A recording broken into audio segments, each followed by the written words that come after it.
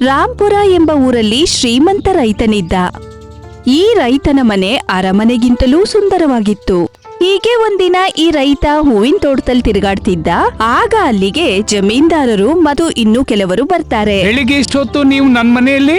ಸುಖಿಯಾ, ಸ್ವಲ್ಪ ದಿನಗಳ ಹಿಂದೆ ನನ್ನಿಂದ ಸಾಲ ತೆಗೆದುಕೊಂಡಿದ್ದಿ, ನೆನಪಿದೆಯಲ್ಲ ಅದು? ಹಾ ಅಣ್ಣ, ನನ್ ಮಗಳ ಮದ್ವೆ ವೇಳೆ ನಾನ್ ನಿಮ್ಮಿಂದ ಸಾಲ ತಗೊಂಡಿದ್ದೆ, ಅದ್ ನನ್ಗೆ ನೆನಪಿದೆ. ತಗೊಂಡದ್ದು ನೆನಪಿದೆ, ವಾಪಸ್ ಕೊಡೋಕೆ ನೆನಪಿಲ್ಲ ಅಲ್ವಾ? ಚಿಂತಿಸ್ಬೇಡಿ, ಆದಷ್ಟು ಬೇಗ ವಾಪಸ್ ಕೊಡ್ತೀನಿ. ನೋಡು ಸುಖಿಯಾ, ಬಡ್ಡಿ ಸೇರಿಸಿ ಆ ಮೊತ್ತ ಈಗ ತುಂಬಾ ಆಗಿದೆ. ಇದನ್ ಕೇಳಿ ಸುಖಿಯಾ ಆಶ್ಚರ್ಯದಿಂದ ಹೇಳ್ತಾನೆ, ಬಡ್ಡಿ ಸೇರಿಸಿ ಇದೇನ್ ಹೇಳ್ತಿದ್ದೀರಿ ಜಮೀನ್ದಾರೆ? ನೀವು ನನಗೆ ಬಡ್ಡಿ ಇಲ್ಲದೆ ಸಾಲ ಕೊಟ್ಟಿದ್ದೀರಲ್ವಾ? ಕೊಟ್ಟಿರಬಹುದು, ಆದ್ರೆ ಈಗ ನನಗೆ ಬಡ್ಡಿ ಬೇಕು. ನೆನಪಿದೆಯಲ್ಲ ನಿನ್ಗೆ? ನಾನು ಕಾಗದದಲ್ಲಿ ನಿನ್ನ ಹೆಬ್ಬೆಟ್ಟು ತಗೊಂಡಿದ್ದೇನೆ, ನೆನಪಿದೆಯಲ್ಲ? ಅಯ್ಯೋ, ಆ ಹೆಬ್ಬೆಟ್ಟು ನಾನು ನಿಮ್ಮ ಮೇಲೆ ನಂಬಿಕೆ ಇಟ್ಟು ಹಾಕಿದ್ದೆ. ಸುಖಿಯಾನ ವೈಭವಯುತವಾದ ಮನೆಯನ್ನು ನೋಡಿ ಜಮೀನ್ದಾರನಿಗೆ ದುರಾಸೆ ಆಗತ್ತೆ. ಹೇಗಾದ್ರೂ ಇದನ್ನ ಪಡ್ಕೋಬೇಕು ಅಂತಿರ್ತಾನೆ. ಕೇಳು ಸುಖಿಯಾ, ಬಡ್ಡಿ ಸೇರಿಸಿ ಆ ಮೊತ್ತ ಎಷ್ಟು ಹೆಚ್ಚಾಗಿದೆ ಅಂದ್ರೆ ನಿನ್ನ 7 ಜನ್ಮದಲ್ಲೂ ತೀರಿಸಲು ಸಾಧ್ಯವಿಲ್ಲ.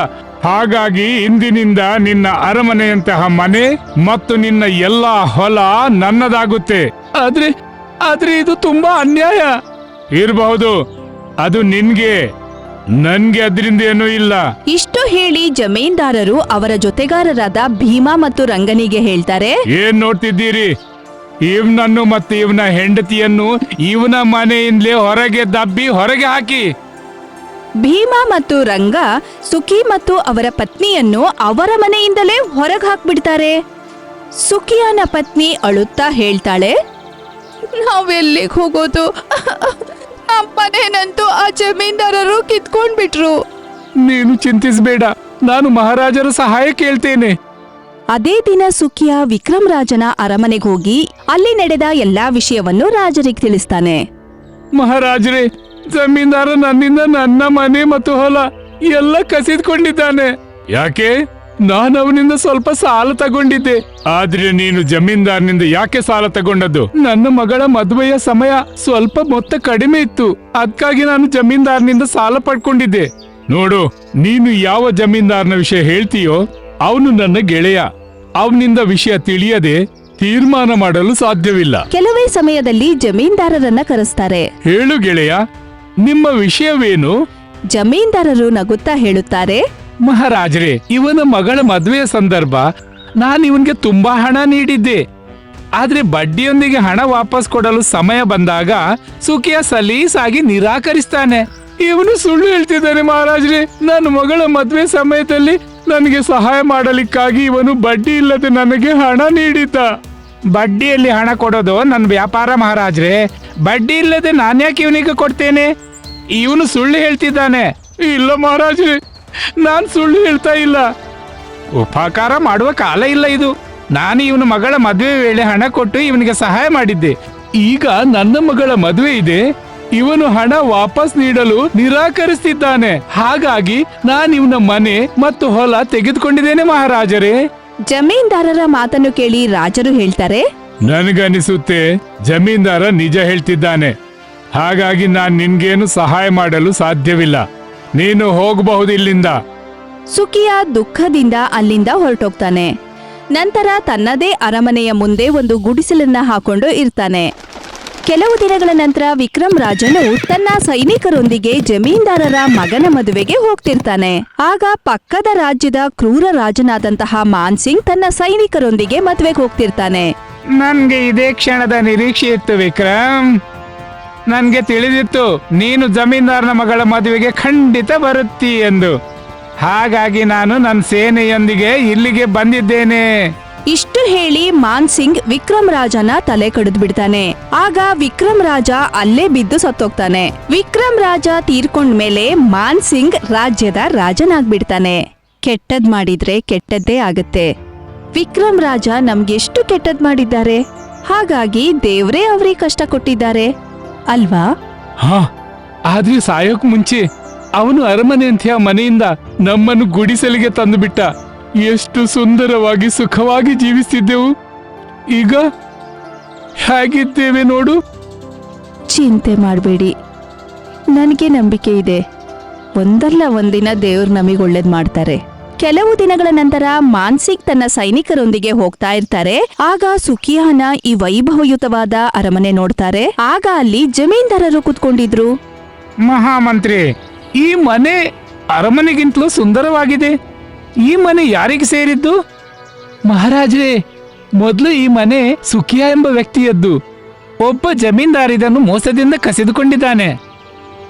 ಮಾಡಿದ್ದುಣ್ಣು ಮಹಾರಾಯ. ಸುಖಿಯಾನಿಂದ ಜಮೀನ್ದಾರ ಕಸಿದುಕೊಂಡಿದ್ದಾನೆ, ಈಗ ಜಮೀನ್ದಾರಿಂದ ನಾವು ಕಸಿದುಕೊಳ್ಳೋಣ. ನಿಮ್ಮ ಆಜ್ಞೆ ಮಹಾರಾಜರೇ. ಇಷ್ಟು ಹೇಳಿ ಮಹಾರಾಜರು ಜಮೀನ್ದಾರರ ಮನೆ ಒಳಗಡೆ ಹೋಗ್ತಾರೆ. ರಾಜ ಮಾನ್ಸಿಂಗ್ ನನ್ನು ನೋಡಿ ಜಮೀನ್ದಾರರು ಹೇಳ್ತಾರೆ, ಮಹಾರಾಜ್ರೆ, ನೀವು? ಹಾ, ನಾನು. ನೋಡು ಜಮೀನ್ದಾರ, ನಿನ್ ಮನೆ ನನ್ಗೆ ತುಂಬಾ ಇಷ್ಟ ಆಯ್ತು. ಹಾಗಾಗಿ ಇಂದಿನಿಂದ ಈ ಮನೆ ನನ್ನದಾಗುತ್ತೆ. ನೀವು ಹಾಗೆ ಮಾಡಲು ಸಾಧ್ಯವಿಲ್ಲ ಮಹಾರಾಜ್ರೆ. ನ್ಯಾಯ ಎಂಬ ವಸ್ತು ಇದೇ ಅಲ್ಲ ಮಹಾರಾಜ್ರೆ. ನೀನು ನನ್ಗೆ ನ್ಯಾಯ ಕಲಿಸ್ತೀಯಾ? ಮಹಾರಾಜ್ರೆ, ರಾಜ ವಿಕ್ರಮ ಇವನ ಗೆಳೆಯ, ಅದಕ್ಕೆ ಇವನು ಮನ ಬಂದಂತೆ ವರ್ತಿಸ್ತಿದ್ದ. ಹೌದಾ? ಅಂದ್ರೆ ಇವನು ಶತ್ರುವಿನ ಮಿತ್ರ. ಹಾಗಾದ್ರೆ ಇವನೆಲ್ಲ ಸಂಪತ್ತನ್ನು ಕಸಿದುಕೊಳ್ಳಿ ನೀವು. ಇದನ್ ಕೇಳಿ ಜಮೀನ್ದಾರರಿಗೆ ಗಾಬರಿ ಆಗುತ್ತೆ.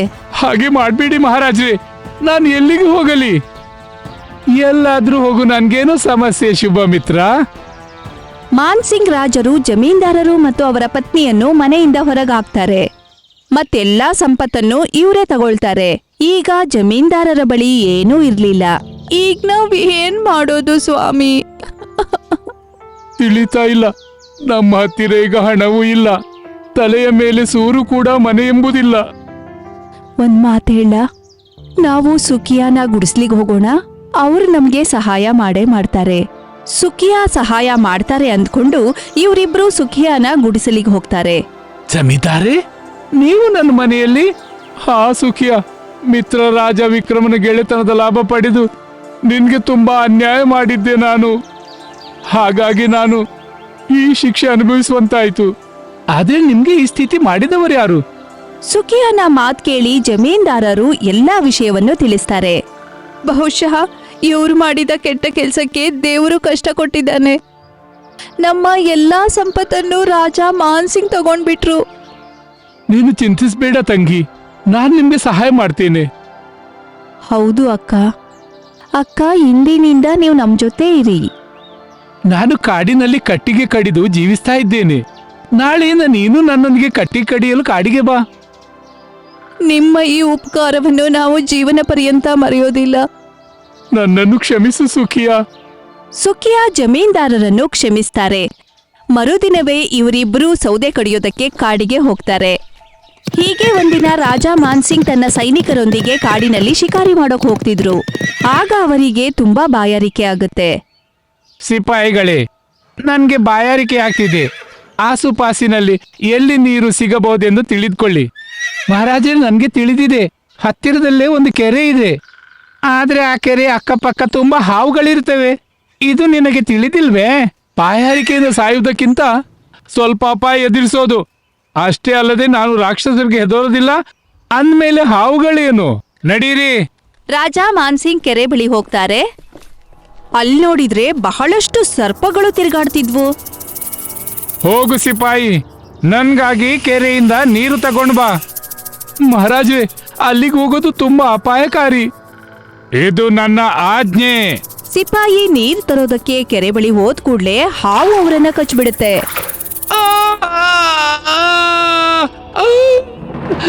ಆಗ ಸಿಪಾಯಿ ಅಲ್ಲಿಂದ ಓಡ್ಬಿಡ್ತಾರೆ. ಅಂಜುಬುರುಕರು ಇವರು. ರಾಜ ಮಾನ್ಸಿಂಗ್ ಹೇಗೋ ಹಾವುಗಳ ಕಣ್ ತಪ್ಪಿಸಿ ಕೆರೆ ಬಳಿ ನೀರ್ ಕುಡಿಯಕ್ ಹೋಗ್ತಾರೆ. ಅವರು ನೀರ್ ಕುಡಿಯಕ್ ಹೋದ್ ಕೂಡ್ಲೆ ಹಾವು ಅವರಿಗೆ ಕಚ್ಬಿಡುತ್ತೆ.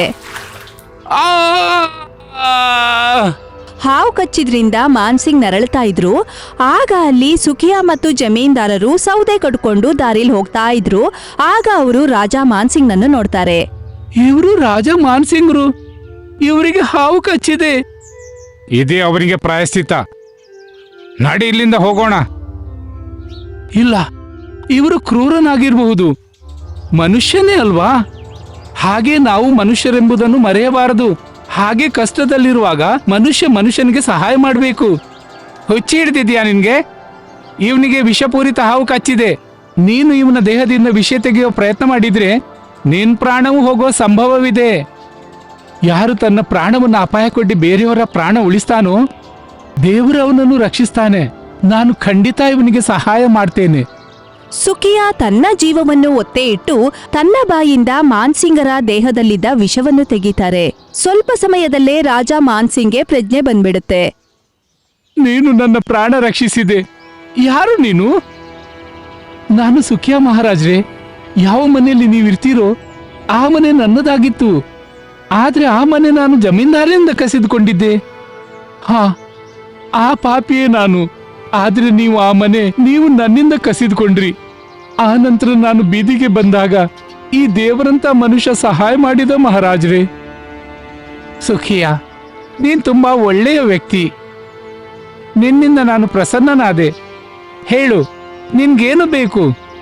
ಮಹಾರಾಜ್ರೆ, ಇವನಿಗೇನಾದ್ರೂ ಕೊಡಬಯಸ್ತೀರಾದ್ರೆ ಇವನ ಅರಮನೆಯಂತಹ ಮನೆ ಇವನಿಗೆ ಹಿಂತಿರುಗಿಸಿ. ಜಮೀನ್ದಾರರ ಈ ಮಾತನ್ನು ಕೇಳಿ ಮಾನ್ಸಿಂಗ್ಗೆ ಸಂತೋಷವಾಗುತ್ತೆ. ನನ್ಗನಿಸುತ್ತೆ ಜಮೀನ್ದಾರ ನೀನು ಬದಲಾಗಿದ್ದೀಯಾ.